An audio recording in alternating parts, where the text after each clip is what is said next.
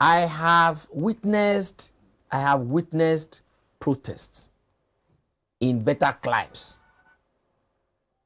And I saw the way both the police, the police and the people, how they were able to handle themselves. Even if I have not witnessed it, as I'm saying, we have all seen most of those things on televisions. Talk less of I've witnessed about 2 or 3 before now. Okay? But the issue is, they have a perfect system in place on how to handle issues. Look at this one that happened in America the other time. Black Lives Movement. Black Lives Movement. Look at the way that policeman was dealt with. But here will it happen? They will just transfer the policeman. Do you understand? Because why? There is no system in place. And that's why I was saying the other time, when we were talking about restructuring, I said restructuring along what line? So the whole problem we are having in this country is system. Okay, even look at the students. During political activities. Go and see the way they always deal with the politicians. The politician will come to them to say, okay, he wants to come and campaign. They will say boo, boo, boo, boo, say bag, bag, bag, bag. Is that a campaign? Sit the man down, one-on-one. Interview that person. Where I am politicking now, in Ifakojai, they know there is one Dr. Daokade in Ifakojai. Because you don't just come to me and say, I'm going to ask you, where have you, somebody came, I won't mention his name now. I have been this, I have been that, this is and that. Now, and he started singing, everybody started singing. I was at that meeting in my ward. I first of all walked out. I called the elder. I said, is this what this guy's, is this stopping our meeting? It's not about singing. It's not about shouting. It's about telling us, what have you done before? The offices you have held before, what did you use it to do? And the office you are going to now, what do you think they do there? Then what are you going to do there? How are you going to make us at this ward have dividends of that office? And then I say, doctor, relax, this is and that. I said, okay. I went inside. I got the microphone. When I queried that guy, he thought I was his enemy. But no, let the students now. This is the time for students to wake up. How can they wake up when they're being killed? Listen, my brother, listen. Okay, when they are being killed, do they want themselves to be killing them continuously?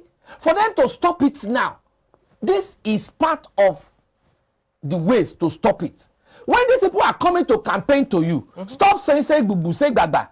Relax. Tell that person, whoever he is, sit down. Listen, sir. Okay. Sit down. Ask him questions. Let him tell you what he's going to do to stop incessant killings of students. 1, 2. Okay. Let him know there is no way there will be disagreement between the students and the authorities. No way. And then when there are disagreement, one of the ways is protest.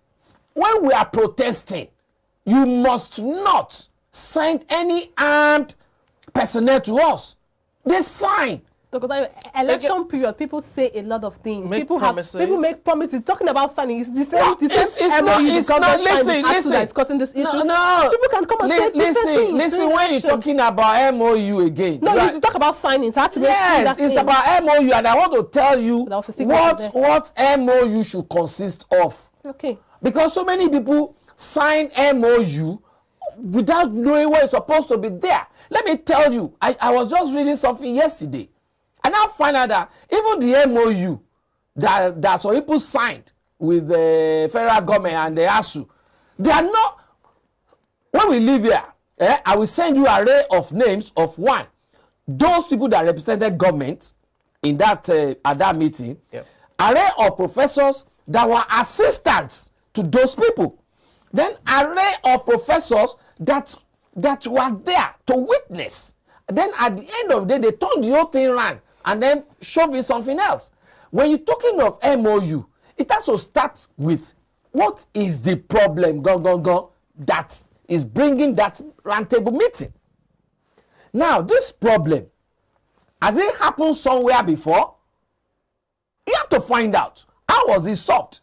Based on that, you look at how do you adapt it? Then you come up with a concept. It is on that framework that you now build your agreement. And that agreement will now include, 1, your action plans. Your action plans. 2, your timelines. All right? This should be achieved within so period. This should be achieved within so period. This should be. Then 3, consequences of aberrations. Consequences of going against those dictates of the MOU. There must be consequences. If you are not performing well here now, there are consequences. If you are performing well, there are consequences. So there must be consequences. To what extent are we be following all this in the signed MOU? And that's why I'm saying we should now move away from the way we have been doing things before. All right? For us to achieve new results as we continue to be basking on problems upon problems. Okay, you talked about, I want to take you on the talk of investigation, that who gave the order, who deployed them, and all of that. We've had investigations within the armed forces over time that were, just underneath the surface, and nothing seemingly came out of it. Now, there's still the, the NSAS protest, the investigation from the Army's, part, which hasn't yielded anything again. This instance, what makes you think that any investigation would yield results? Again, we've seen actions taking place in Akure as well as Ibadan. We do not know where the next targets will be in terms of military also invading. So what makes you think that these investigations will even address the problems of soldiers disrupting peaceful protests? Everything you have said, I will say no. Okay. 1, let them investigate from now to tomorrow. Nothing will come out of it. But you mentioned investigation. Listen now. It gets to where I mentioned investigation, and I will get there. 2, let them do whatever now. They will still be deploying those soldiers. Do you know why? Because there is a systemic failure.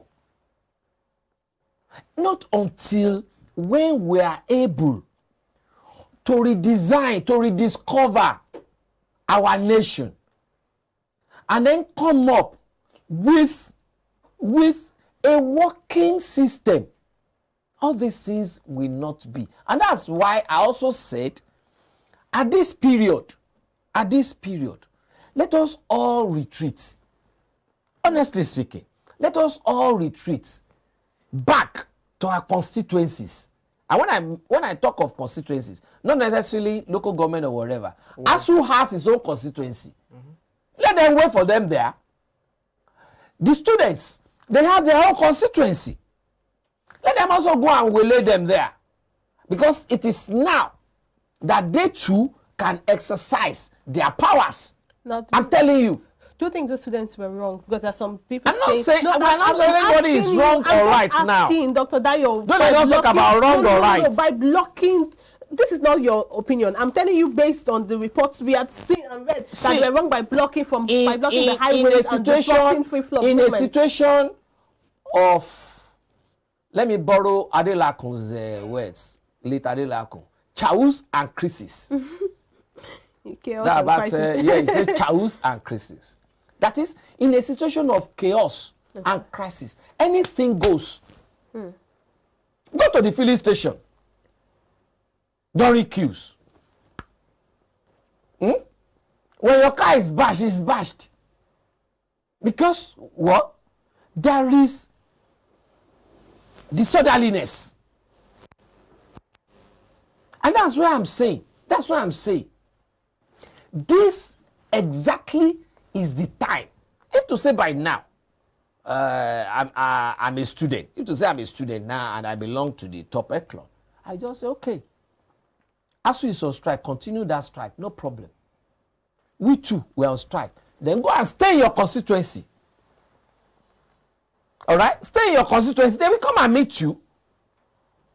There are a lot of things that we can do at this moment. Workers, they have their constituency, isn't it? People that work in the television station, they call them Ratawu or whatever. They also have their, Ratawu is your constituency. You stay there. NEPA people, stay your constituency. Because this is the time to hold the political class by the jugular. Because most often, to war is harder than to Jojo. Because when you war, you see come back to Jojo. Look at what is happening in Ukraine now. Okay, Dr. Before we go, 250 people surrendered yesterday. They are now Zelensky will be thinking, how I wish I have listened to this man in Russia. What's his name again? What's his Putin. But okay, I'm not going to join NATO the way I've promised before. We are neighbors. Let us live as neighbors. Go and look at all those ruins. How will they now build those people back? Dr. So these are issues. Dr. Before we just wrap up now, I know you have a lot to say, of course. And now, sometime last week, when the NANS announced that there could be a protest nationwide, was it the Senate president that came up to say that the students should not disrupt political activity? Now that came up as different opinions. Some people say it was based on priority. Others say because disrupting political activities, those that are clamoring for an extension of tenure would have what they are clamoring for. So what do you think? Is it based on priority? You see, and that is exactly what I'm saying. When you do some things without bringing in native intelligence, at the end of the day, you might be losing out. If NANS is saying yes, by all means, we want to disrupt the political process, what happens at the end of the day? The senators are there. They don't want to leave. The president too don't want to leave. They will just say, tenure elongation. But if we can all see that and say, okay, let us apply native intelligence. Let ASUU, leadership of ASUU, call the leadership of NANS, the leadership of the students, NANS, come together, reason together. How do we get out of this? You know, the fight we are fighting is also for the students because they are talking about facilities. They are talking about it. Books, recent books, journals and all that. They are not there. They are not there. All that we have there, they are cake. Okay? Now, how do we resolve this among ourselves? Let us, peradventure, hold the political class by the jugular. How do we go about that? They outline it. They are intelligent people. Students are intelligent people. Lecturers are intelligent people. If they can come up with that IPPS, whatever, do you understand? Then they should be able, the two of them coming together should also be able to see how they can solve these problems even without those people, because all they are looking for is how to line their pockets. Okay, Dr. Tayo, thank you so much. Thank you very much. I could see he has a lot of things to say. A lot of pressure, and when I say pressure, passion rather than pressure. Thank you. We appreciate you, Dr. Tayo. I appreciate it. And then we're not fighting. Forget after the show to call you. All right, that was Thank Dr. you very much. I always enjoy being on show with you. Last week I was not here. Honestly speaking, I missed you guys. We missed you too. Missed you. Thank you, Dr. Tayo. Well, that was Dr. Dayo Kayode, political technocrat, aviation expert also. We'll go on a very short break. Coming up next, we'll be talking money-making segment. Of course, everyone likes money. Everyone wants money. That's why we are all working. Isn't that why you're working? Well, after the short break, we'll come back with the money segment.